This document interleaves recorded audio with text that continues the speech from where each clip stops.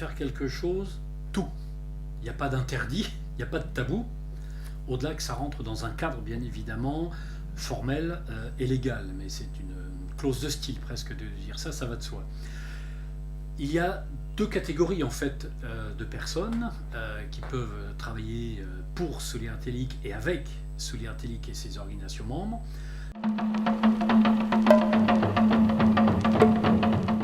Premièrement, les adhérents sociétaires et militants de nos organisations membres, qui en tant qu'adhérents à des mouvements qui partagent nos valeurs, puisque nous en sommes en quelque sorte la tête de réseau, le porte-étendard.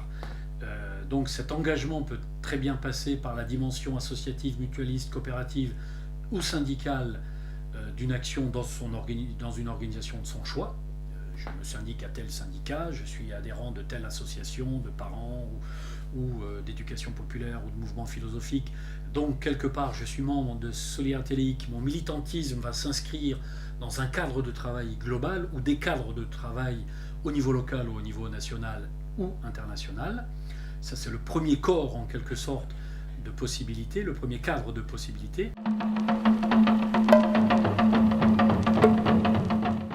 La deuxième, c'est l'opinion publique. Alors l'opinion publique, c'est tout le monde, c'est personne, c'est chacun. Là, ça veut dire que quelqu'un qui n'est pas membre ou sociétaire de l'une ou l'autre de nos organisations, il y en a 55, ça laisse quand même pas mal de choix.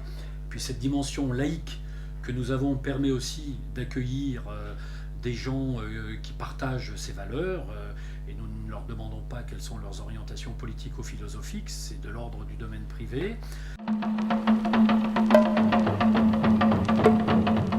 Cette opinion publique donc peut se mobiliser tout simplement en participant bénévolement à des activités. Nous avons des organisations de bénévolat, mais nous avons aussi des bénévoles qui interviennent pour Solidarité Laïque, pour intervenir dans une école, parler des relations nord-sud si on a une compétence en la matière, pour participer à l'accompagnement de sorties par exemple de personnes en situation de handicap, ou pour partir à l'étranger dans le cadre des équipes de formation mixtes que j'évoquais tout à l'heure, pour participer à une session de formation dans le domaine de la pédagogie active ou dans tout autre domaine qui rentre dans nos programmes.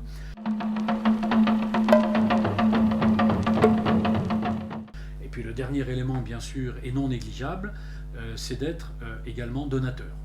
Toute personne peut être habilitée à faire un don à Solidarité Laïque, comme cela se fait pour un certain nombre d'organisations. Nous sommes reconnus d'utilité publique et dans ce sens, nous pouvons délivrer des reçus fiscaux, bien évidemment, aux donateurs qui feraient ce choix.